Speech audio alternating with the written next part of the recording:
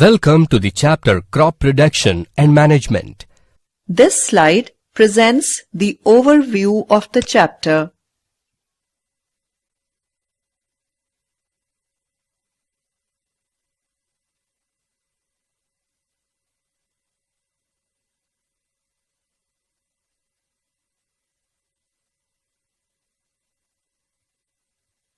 Learning objectives. By the end of this chapter, you will be able to understand the production of food from plants, know the important crops grown in India during different seasons, know different methods of agricultural practices, explain the different methods of soil preparation, know sowing the seeds in agricultural field, interpret types of seedling, understand about seed drill, know applying manure and pesticides to fields,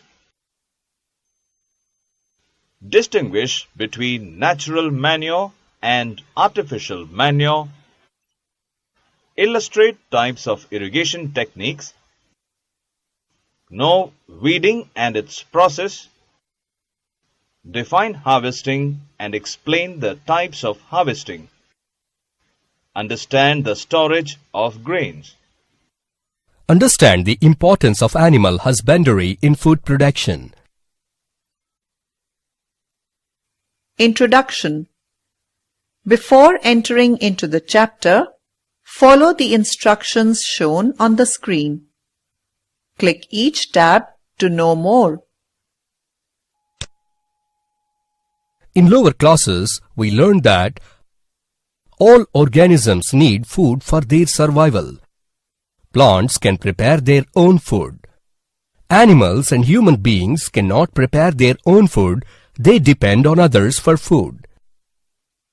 We obtain energy from food. This energy is used for carrying out our body functions like digestion, respiration, and excretion. We generally acquire our food from plants and animals. Agriculture or production of crops is one of the most significant occupations of our country. Production of various crops forms the base for our economy. Farmers are the people who take up this great task of feeding the entire country. Do you know how cultivation is done? What are the various kinds of crops and seasons of agriculture? What are the various processes that are used in making agriculture more productive? What is irrigation and the types of irrigation? How these procedures go about and make agriculture an easier task? What is animal husbandry? Let us try to answer these questions and learn more about production of food from plants and animals. Let us know different crops in India. People of our country mainly depend upon agriculture for food. Hence, our country is called as an agro-based country. Majority of our food products are obtained from plants. The plants which are cultivated by the farmers in large numbers to get useful food products are called crops. The process of cultivating these crops is called agriculture. Now, let us learn about the duration of crops. Now, let us do an activity by collecting information about duration of growth of different crops. Click each tab to know more. Go to a farmer in your village and collect the information about the time required for harvesting different crops. Based on the information, fill the tabular column.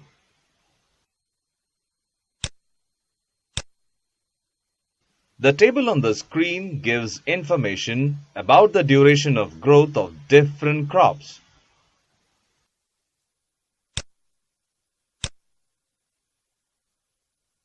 Based on the information, we can conclude that some of the crops take less time, while other crops take a longer time to grow and germinate fully. For example, the crops like jowar, cotton, red gram are called long-term crops because they will take more than 180 days for harvesting. The crops like corn, green gram, black gram, mustard, paddy and onion are called short-term crops because they will take less than 150 days for harvesting. Now, let us learn about different cropping seasons. We all eat different kinds of food such as pulses, cereals, fruits, vegetables, millets, etc. But all these cereals and pulses are not harvested in the same season. Different plants and crops are grown in different seasons based on the climatic conditions. Now, let us understand this concept better by performing an activity. Here, let us do an activity by collecting information about the growth of crops in different cropping seasons. Click each tab to know more. Collect the information from a farmer about different vegetables, fruits, cereals and pulses grown in different seasons. The table on the screen gives information about different fruits, vegetables, cereals and pulses grown in different cropping seasons.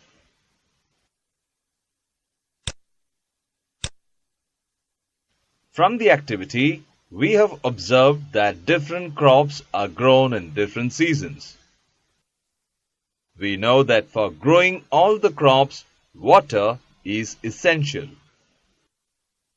The reason for the abundant growth of vegetables during the rainy season is the presence of more water in ponds, lakes, streams, etc. Thus, farmers grow varieties of crops in the rainy season. The crops that are grown in the rainy season are called Karif crops. Fruits, vegetables, cereals and pulses are widely grown in the winter season. The crops that are grown widely in the winter season are called Rabi crops. Growing different types of crops is not only dependent on the season, but also dependent on the flowering capacity and the duration of the crops. There are a few major reasons which determine the flowering of a plant. Let us discuss them.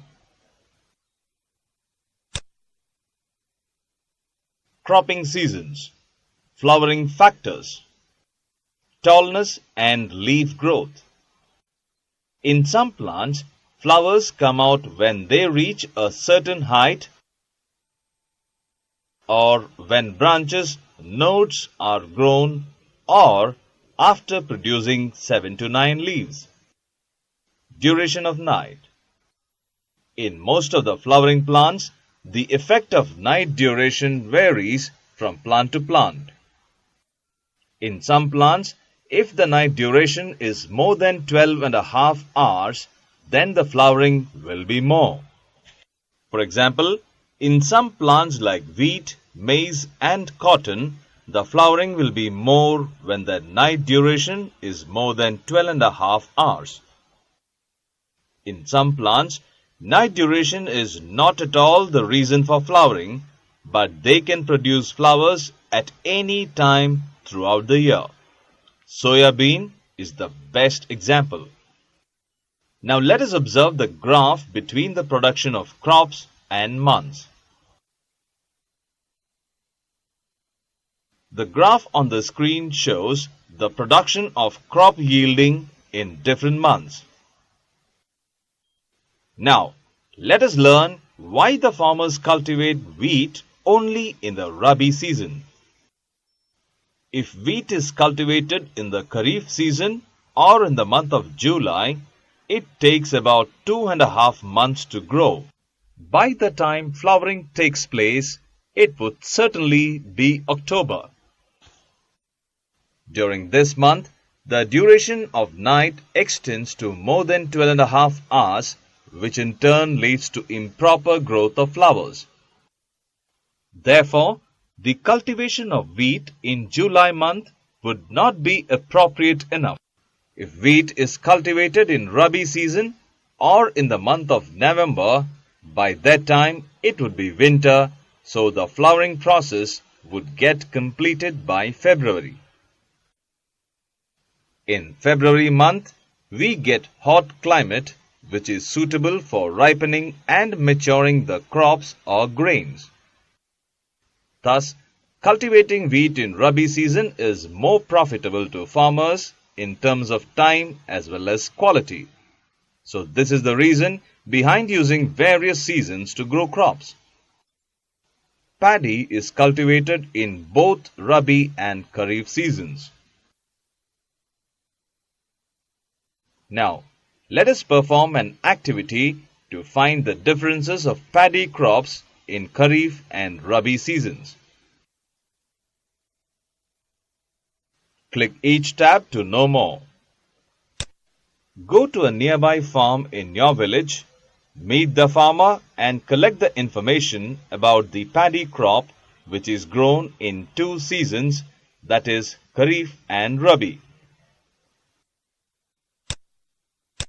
The table on the screen gives information about paddy production per hectare and the quality of seeds in Rabi and Karif seasons.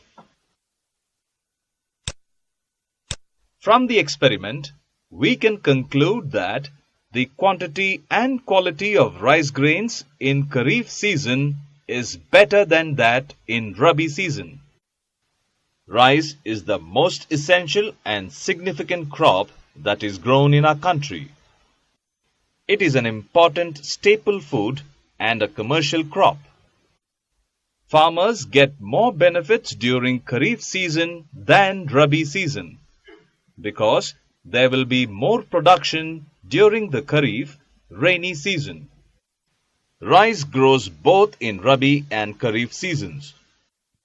Now, let us learn how paddy is grown and the agricultural practices used for growing paddy.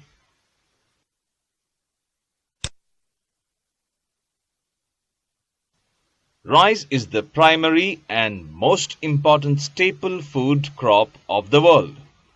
So hence, rice is also called as global grain. Vietnam is supposed to be called the rice bowl of the world for its greatest contribution to the world's rice production. Rice production was initially started by the ancient civilizations that flourished along the river banks. Examples of these are Mesolithic civilization 9000 to 8000 BC and Harappan or the Indus Valley civilization, that is in 2300 BC. Rice crop is grown in an extensive manner in both Karif and Rabi seasons from Rajasthan to Arunachal Pradesh and from Kerala to Jammu and Kashmir. It is also grown in cooler temperature regions of Japan, China, and Australia. The table on the screen shows the land under which cultivation of rice, total production, and production of rice per area in 3 countries, namely Japan, China, and India, takes place. Amongst all the countries of the world, India has the largest number of hectares of land under the rice cultivation. But still, its yield is much less when compared to smaller countries like China and Japan. To understand the difference in production rates of rice in India and Japan, let us know more about paddy and agricultural practices that are involved in growing it.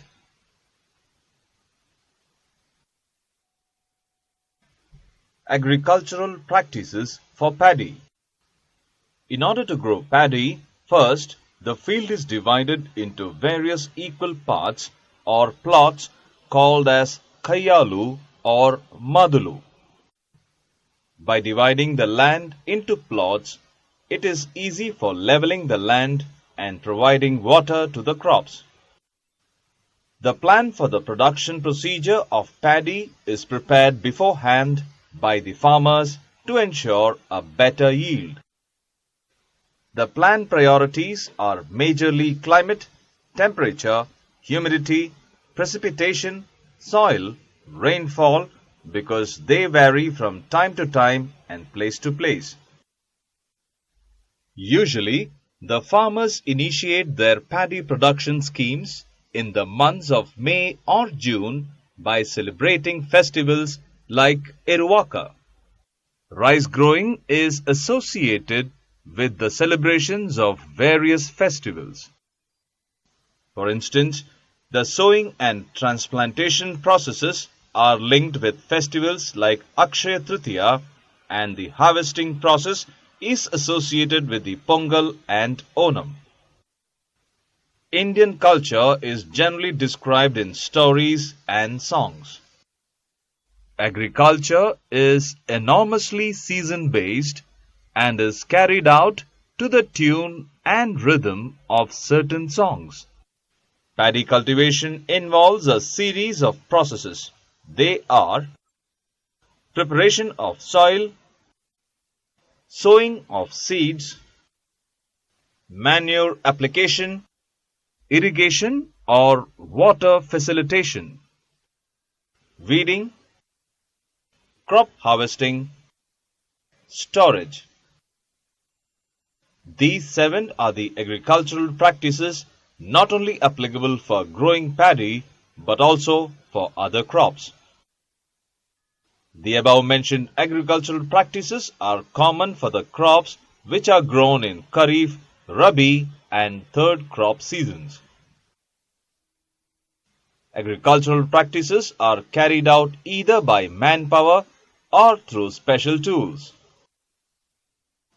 Now, let us learn about each and every agricultural practice one by one in detail. Preparation of soil. For proper growth and germination of seeds, sufficient amount of air, water and nutrients are needed to be supplied to the plants through roots. For the uniform supply of water, soil should be prepared well. For this purpose, ploughing and leveling of soil should be done. Ploughing of soil. The nursery is first divided into plots by the farmers and then the field is ploughed. First, the nursery might be covered with manure and then it is flooded. Flooding the field immerses the old weeds and stalks of the plants which decompose, releasing nutrients and also a soft seed bed.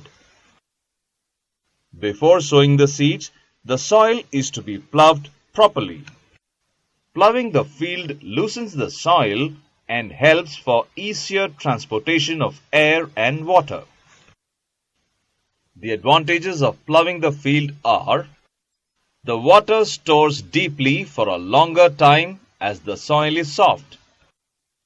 The roots can penetrate deeply so that they can respire well as the air enters smoothly into the soil. As the soil is soft, many microorganisms and earthworms can grow well. Some 4 microorganisms die because of direct sun rays. Plough. Plough is a tool which is used for ploughing or harrowing the field. It is made up of wood and iron and it looks like a T shape. A razor-sharp chisel is placed at the end of the plough which helps in ploughing the soil. While ploughing the field, V-shaped immersions are formed on the soil. This helps for easier sowing and better watering of crops. Leveling the soil. After ploughing the field, leveling of soil is done because the soil becomes very uneven and non-uniform. To make the soil flattened, a leveler is used. Leveler is made up of a log and an iron blade. By leveling the soil, the water and nutrients can penetrate to each and every part of the land. It also helps in sowing the seeds and planting them in the soil. Sowing the seeds. Sowing of seeds in the field is an important task. For good production of crops, it depends on the quality of the seeds. Before sowing the seeds, the farmers must select the proper yielding seeds. The healthy seed yields a healthy crop. After harvesting, farmers preserve round, healthy, unwrinkled and heavier seeds for future purpose. This process is known as selection of seeds. The remaining crop is either consumed by them as food or sold. Now, let us know how to select or separate good seeds. To know about the quality of seeds, take some of the seeds and put them in a bucket of water. You will observe that some of the seeds would float on water and some would not. Remove the seeds which are floating on water. Soak the remaining seeds in water for 1 day. Dry the soaked seeds on the next day and keep the sprouts in a warm, moist and dark place. Numerous varieties of paddy. The name oryza for paddy was given by the scientist named Linnaeus. There are diverse varieties of paddy grown throughout the world. Oryza sativa was cultivated in Asia. Oryza glaberrima is cultivated in Africa, and Oryza glumepatula is cultivated in America. In Andhra Pradesh, we have hundreds of varieties of paddy. Mologolukulu is the traditional variety that is grown only in the coastal regions of Nellore. Amritasari, Bangaru Tiga, Kolleti Kusuma, Potti Basangi, Sona Masuri, Tulai Panji, etc. are some of our traditional varieties of rice. Let us know what is seed crisis. Generally, the farmers in our state purchase seeds in the nearby market to sow in their fields. The grains present in the packet play an important role in agriculture.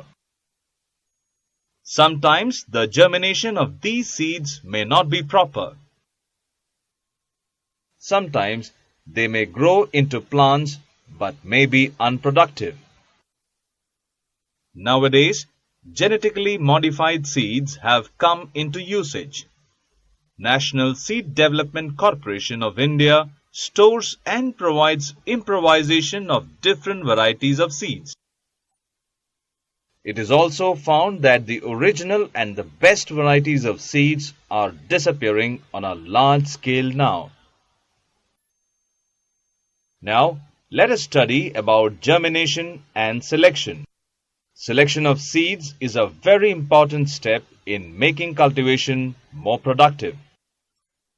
Some farmers wash the seeds in chemicals to protect them from pests.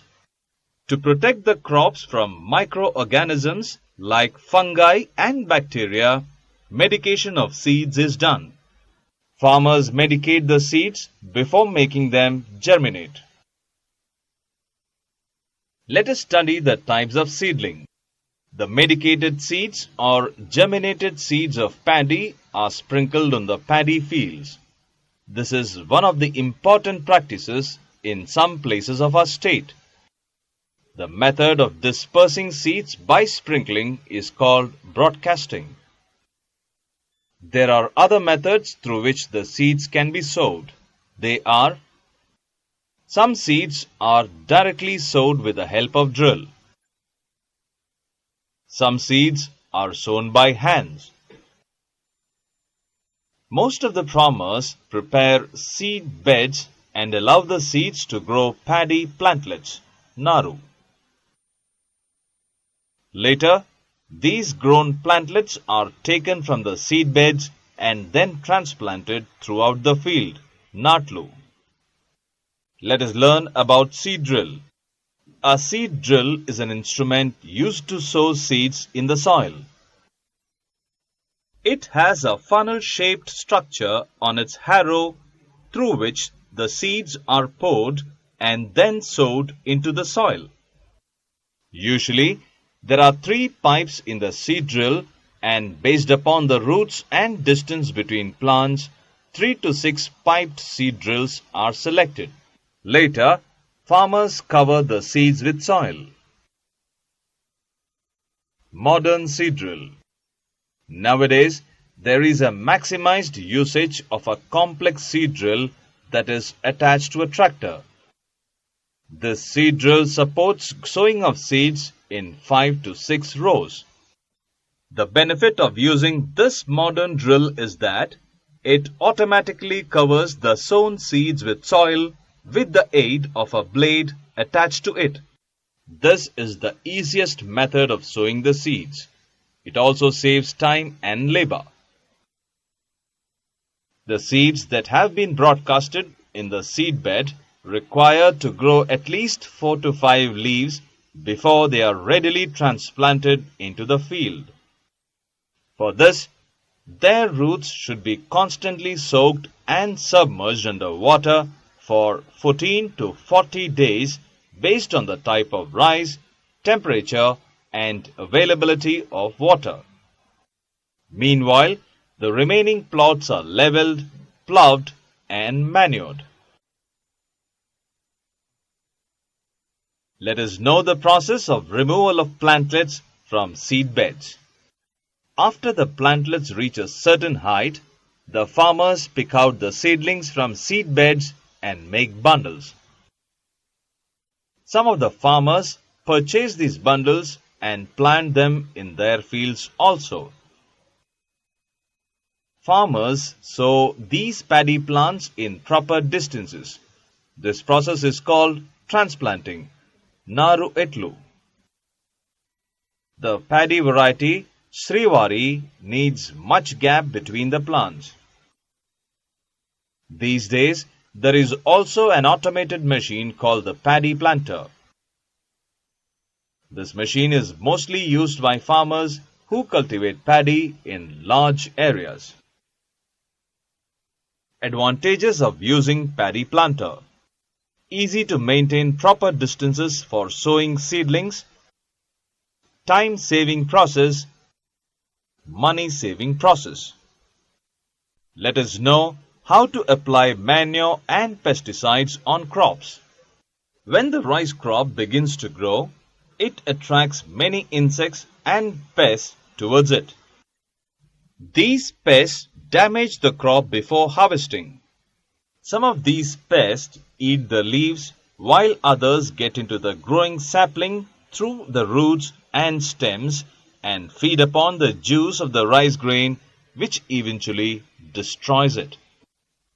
To control these pests, pesticides must be sprayed on the crop. Examples of pests are moth caterpillars, paddy beetles and their larvae, paddy grasshoppers, and paddy bugs. Let us study crop protection and management. Crops and diseases. Crops like wheat, sugarcane, and paddy are mostly affected by diseases that are caused by fungi. These plants usually have spots and scars on leaves and stems. Especially in groundnut, all the leaves of the affected plant contain powdery spots. Because of this, the whole plant becomes wilted. This fungal disease is called tikka disease.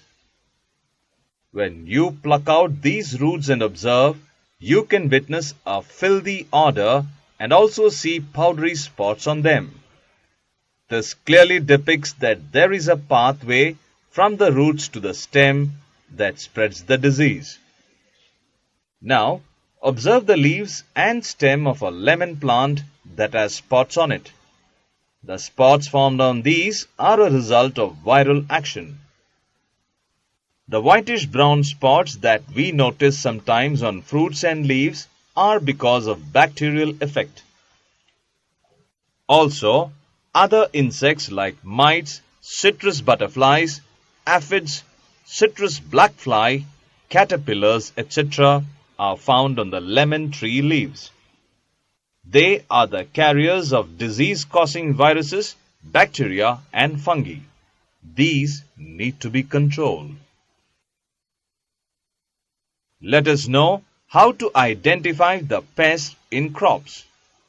In agriculture, along with weeds, pests also damage the crops. But most of the crops are generally affected by pests. We might have sometimes observed caterpillars on leaves of plants and eating them.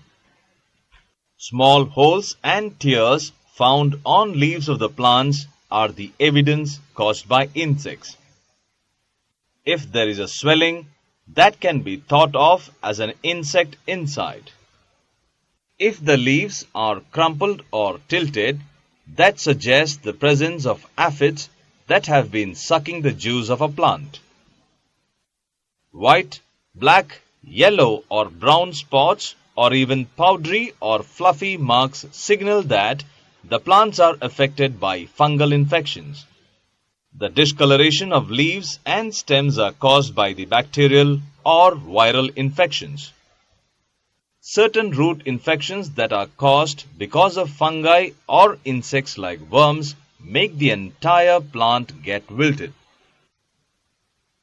Each and every plant has a definite number of insects depending upon it for some reasons. These insects can either be helpful or harmful to the plant.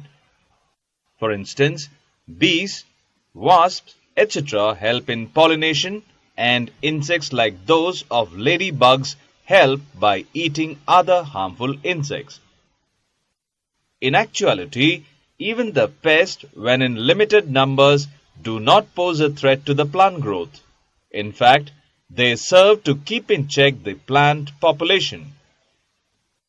But if the presence of these pests increases to a huge number, then it causes substantial harm to the plants.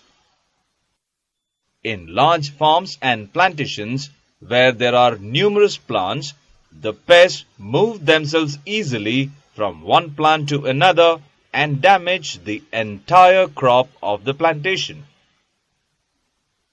The most common agricultural pests are insects. Their number increases easily when there is enormous food availability. During normal times, their number stays small and stagnant, but during monsoons, their eggs hatch and their population grows plentifully. Generally, pests lay their eggs in the soil at the end of the season, which hatch only in the next monsoon. For example, the desert locust in India occurs at periodic timings, while the Deccan wingless grasshopper occurs only during Karif season.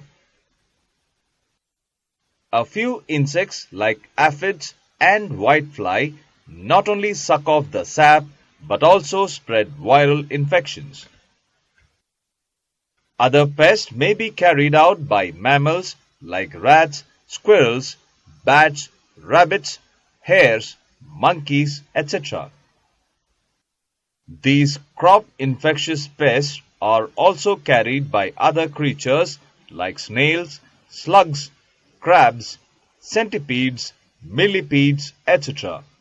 Now, let us learn about different types of pesticides. Controlling pests. Controlling pests is a difficult task. Generally, farmers use pesticides and insecticides to control the pest. If there are more pests on a crop, then farmers mix and spray 2 or more pesticides on the crop. There are wide varieties of agricultural and garden pesticides. Some of them are available in natural form and some of them are available in artificial form. Natural pesticides are extracted from plants like tobacco, neem, chrysanthemum, etc. These do not cause much harm to other living organisms. Artificial pesticides or inorganic pesticides include compounds of arsenic, sulfur, phosphorus, zinc, and fluorine. Farmers mostly spray synthetic pesticides like DDT, dichloro, diphenyl trichloroethane, BHC, benzene hexachloride, endrine, aldrin, endosulfan, and diazinon on crops. Some of these pesticides are sprinkled in the soil. Some of them act on specific species of pests, but most of them cause harm to the other useful animals. Let us study about the hazards of using pesticides. Rachel Carson in 1960 wrote a book called Silent Spring, in which she made a great mark about the hazards of pesticides. Due to the usage of pesticides, their constituents get into the bodies of microscopic animals and plants in the soil and water. When fish consume these microscopic plants and animals, the pesticides enter into their bodies. Though the fish are not seriously poisoned, the pesticides remain in their bodies. When birds eat these infected fish, it might get a concentrated lethal dose. DDT accumulates and cause the weakening of their eggshells and make the eggshells break before hatching. Pesticides can cause harm in 2 ways. They are passing down the food chain, builds up in the bodies of higher animals, including human beings. It causes sickness and sometimes even leads to death. Now let us study the ways to get high yield. Adding manure. Along with the addition of controlling pests and diseases, proper manuring is also important for agriculture. We know that plants require nutrients to grow well, which are obtained from soil. The land that are currently using has been in use for a very long time. So, if the same crop is being grown on the same land for years together, all the nutrients of the soil get decreased and the soil becomes less productive. Thus, in order to overcome this problem, farmers add manure to the soil. Manure is needed for healthy growth of plants. Manure contains phosphorus, potassium, nitrogen, etc. Manure is of 2 types. They are natural manure, artificial manure. Click each tab to know more. Natural manure. Natural manure is also called biofertilizer. This is formed due to the decomposition of animal and plant waste. In villages, there is a separate place for this decomposition of plant and animal waste at the outskirts. Bacteria like Azotobacter and Nyctobacter decompose these waste and make it nutrient-rich, which support immense soil fertility and thereby provide a great health to the plants. Artificial manure. Artificial manure is also called chemical fertilizer. This manure is prepared in industries and contains incredibly high amounts of nitrogen, potash and phosphorus. It is sold in the markets with the names of urea, DAP, superphosphate, etc. Here let us perform an activity to observe the growth of seedlings with manure and fertilizer. Click each tab to know more. Take green gram seeds and germinate them. Among them, select 3 equal-sized seedlings. Now take 3 empty glasses and mark them as A, B and C. Now to glass A, add a little amount of soil mixed with a little amount of cow dung manure. In glass B, put the same amount of soil mixed with a little urea. In glass C also, pour the same amount of soil without adding anything to it. Now pour equal amounts of water in each glass and plant the seedlings in them.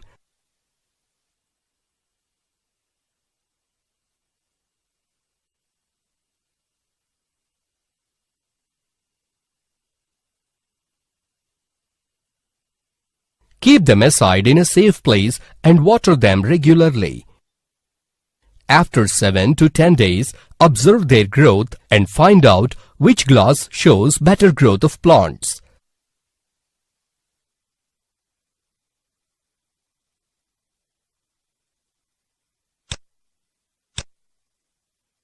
It is observed that glass B with urea has grown faster and bigger when compared to glass A with cow dung and glass C without anything in it.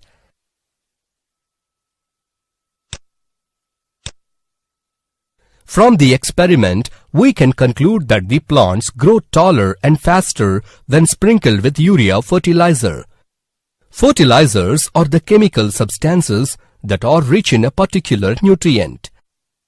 Some examples of fertilizers include urea, ammonium sulfate, superphosphate, potash, and PK, nitrogen, phosphorus, potassium. Usage of fertilizers helps the farmers to get a better yield of crops like wheat, maize, and paddy, but overusage of these fertilizers damages the crop. Now let us learn in detail about the problems of overusage of fertilizers.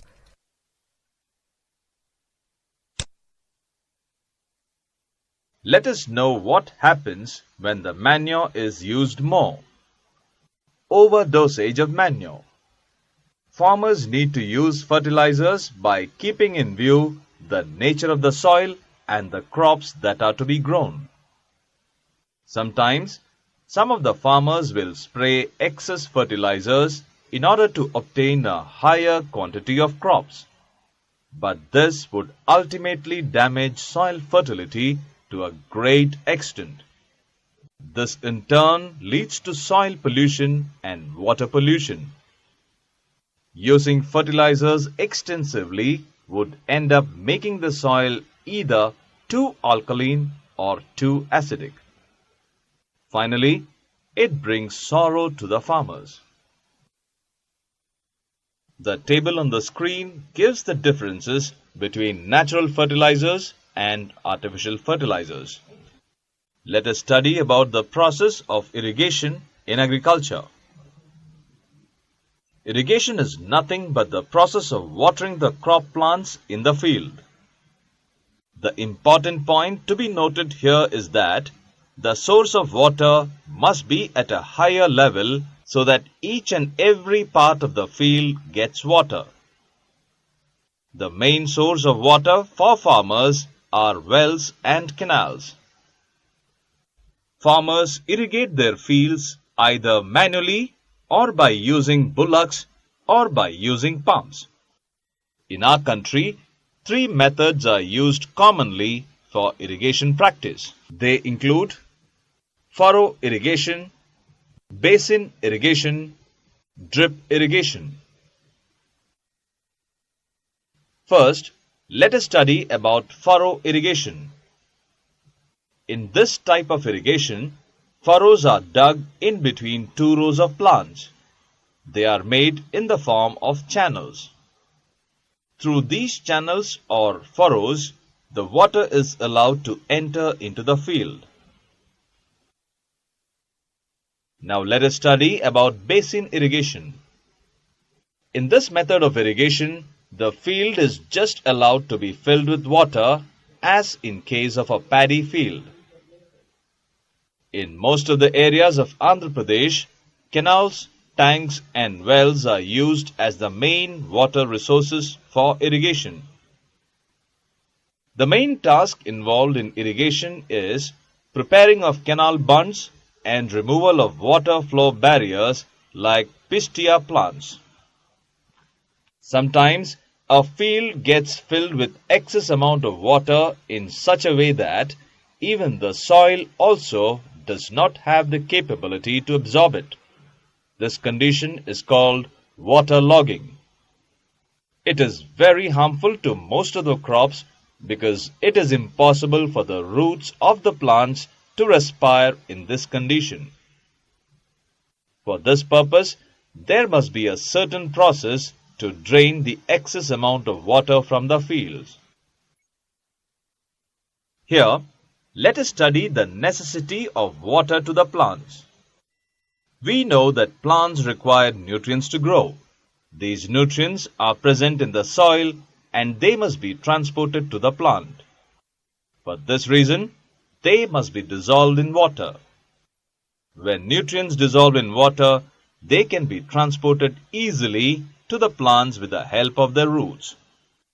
That is why farmers water their fields after adding manure to it. Providing water to the fields in different stages of agriculture is called irrigation. Irrigation is basically done according to the nature of soil, type of crop to be grown. For example, paddy requires a huge amount of water. So, paddy is grown in areas where huge amount of water is available. Because of high demand and supporting price, paddy is grown all over the country irrespective of availability of water. Nowadays, farmers have started growing fish in paddy fields. During ancient times, farmers used the primitive methods like moat, chain pump, rahat, etc. for irrigation of their land. The water which is available in lakes, wells and canals is carried out to their agriculture by lifting it up by using different methods in different regions. Mostly, cattle or human labor is used in these methods. Hence, these methods are cheaper and less efficient. But in the present days, pumps are commonly used for lifting water. Diesel, biogas, electricity are used to run these pumps. Here, let us study the modern irrigation practices. Sprinkler irrigation. When water is being transported through canals, most of it gets percolated down the soil before it reaches the plants. In order to prevent this water loss, a new device of watering plants is introduced which is called as a sprinkler. It directly sprinkles water to the plants without creating much loss of water. It is widely used in water-scarce areas. These sprinklers are simple and easy to use. It provides uniform watering throughout the field. It works based on the principle of force of water. Sprinklers are mostly used in sandy soil fields. Government is providing huge subsidies to the sprinklers and drip irrigation systems. Drip irrigation. This method is used in the fields where there is less availability of water. In this method, as the water reaches the plants drop by drop, this is called drip irrigation. This method consists of a long tube followed by small tubes that are attached to a motor. These holes are made in such a way that plants receive water exactly at the place where plant roots could absorb water. Here, let us know what is weeding. If you observe a groundnut field, you can also find certain plants which are growing adjacently to the groundnut plants. These are called weeds and are undesirable plants. These plants must be removed immediately because these weeds compete with the main groundnut plants for sources like water, nutrients from the soil and sunlight. They also cause different diseases and serve as a host for different pests. They may also cause respiration problems. Therefore, they need to be controlled. Long before, a weed called Parthenium was accidentally imported from Australia along with wheat. Since then, its growth began to be witnessed here too. Its pollen grains are likely to cause certain environmental problems and allergies to human beings. Some weeds like Garika, Vanza, Varipilla Gaddi, Suka, Bhogi, Dharaka, Buradatunga grow along with paddy. We can see plants like Gunugu, Gaddi Chamanti, Jiluga in vegetable crops, Pogaku Malle in tobacco, Pulichinta in mirchi and cotton fields are the common weeds. Process of weeding. Now, let us understand how weeding is exactly done. Weeding is done by using different methods by the farmers. Weeds are majorly uprooted during the tilling or ploughing process itself. Even after tilling or manual uprooting of the weeds, if there are any remains of weeds, they must be removed before flowering, because flowering would attract pests and cause them to spread. Sometimes these weeds are removed by using weed harrow. Examples: Dhante or Guntaka is used by farmers to remove weeds from the fields. If weeds grow after the primary plant, it reaches its maximum height and it becomes impossible to get rid of them with the above mentioned methods. So, weedicides like 2,4-D, 2,4-dichlorophenoxyacetic acid are sprayed by the farmers to control the weed growth. Weedicides are manufactured in a way that are specific only for a particular target, and they tend to cause no harm to other plants which grow beside the weeds. Now let us study about how to harvest the grown crops. Harvesting of a crop is the most predominant task in agriculture. Gathering the grains from the crop by cutting the mature crop is called harvesting. Harvesting is done either by pulling out or by cutting down the mature crop close to the ground. After cutting down, the crop is dried under the sun so as to ensure moisture vaporization, if any. After the moisture gets evaporated, the seeds are separated out from the crop either manually or by machinery. Harvesting of paddy. In case of paddy crop, the harvesting is done by using a sickle. After cutting the ripe crop, it is made to dry under the sun for about 2 to 3 days.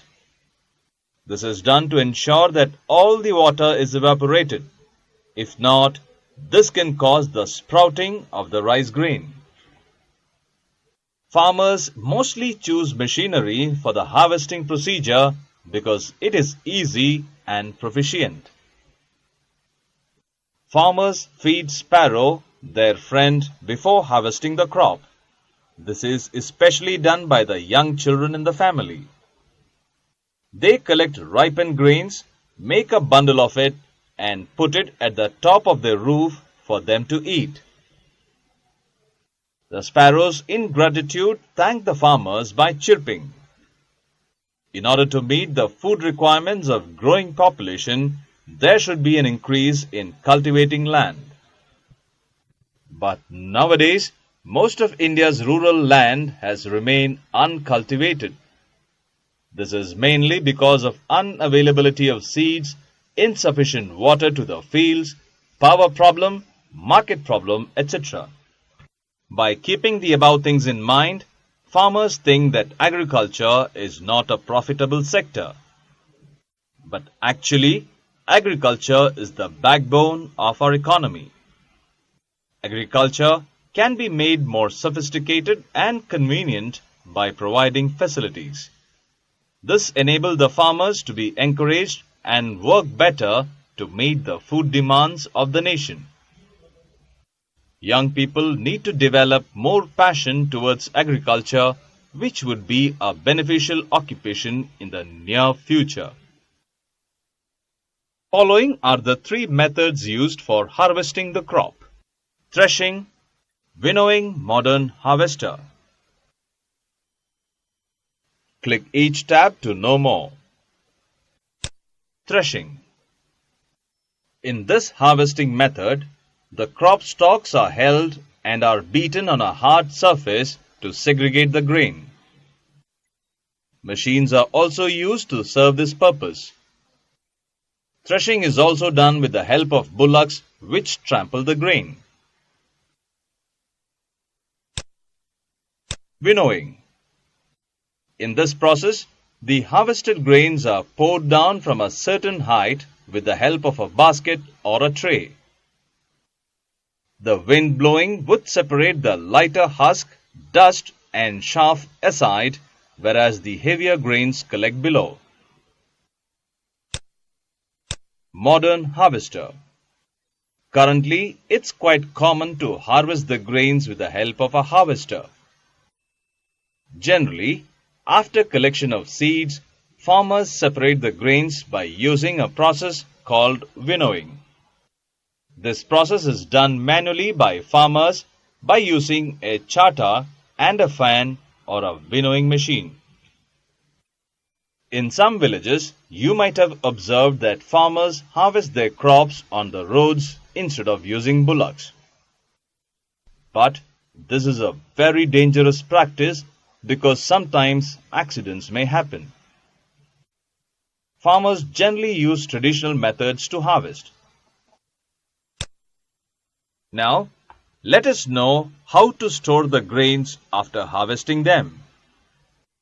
Generally, you might have seen in your houses that the grains were stored in a tin after drying in hot sunlight. Storage of grain is another prominent task for the farmers. Storing the grain until they get the estimated market price is usually a difficult task. Because of various reasons like rats, insects, pesticides, etc. Even the moisture or wetness is a danger to the grain because they can cause the growth of fungi. If fungi develops, the grain can no longer be sold or consumed. Therefore, the storage of grain must be done quite cautiously with utmost care and attention. In order to overcome the problems, farmers dry the grains for 2 to 3 days under sunlight. Next, these grains are filled in jute or gunny bags and sent to godowns for storage purpose. A few decades back, farmers used to store grains in metallic and bamboo tins, but now this method has been discarded. Nowadays, farmers are using specific chemical treatments for the storage of grains to protect them from pests and microorganisms. A cold storage unit protects the grains from harmful microorganisms. Fruits, vegetables, tamarind, chilies, etc. that cannot survive for longer duration of time but can be well stored in these units. Since the temperature in cold storage is too low, the vegetables and fruits can be preserved for a longer duration. Now let us learn about animal husbandry. Till now, we have learned the different techniques used by farmers to obtain better yields in agriculture. In a similar manner, care must be taken in the management of rearing animals also. Animals reared at home or in farms have to be provided with proper food, shelter, and care. When this is done on a large scale, it is called animal husbandry. In other words, animal husbandry is a branch of agriculture concerned with the care and management of livestock.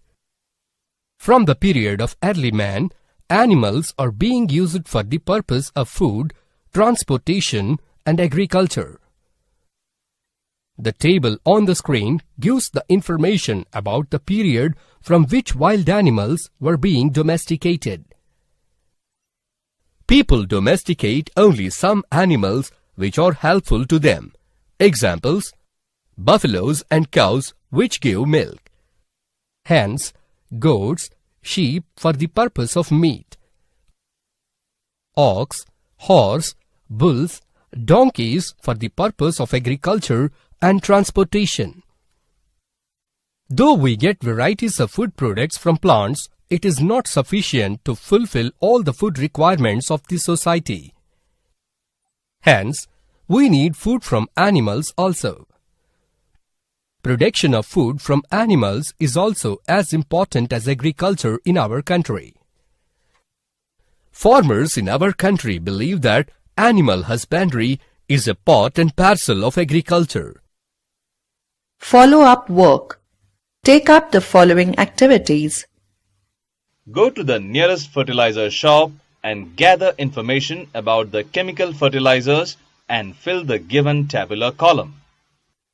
Observe the given map and list out the crops that are grown in our country. Name them. Collect the information about which crops are generally grown as third crops. Take some seeds and pour them into a glass of water. You can observe some seeds floating on water. Collect those seeds and observe under a hand lens and compare with seeds that sink in water. Mention the major practices in your village before sowing paddy seeds. Collect the information from nearby farmers and fill the given tabular column. Form a group of 4 to 5 members with your classmates. Visit a farm close to either your school or home. Talk to the farmers present there about the various crop diseases. Try to configure the causes for those diseases and also their characteristics. Observe the plants in a nearby field or school garden and collect the information about the leaves and stems. Name of the plant, place. Collect the information about Sagu Niti Sahakara Sangam in your village. Find out the methods of harvesting the crops in and around your village. Discuss the different kinds of food that are obtained from animals and how they are useful to us. You have successfully completed the chapter Crop Production and Management.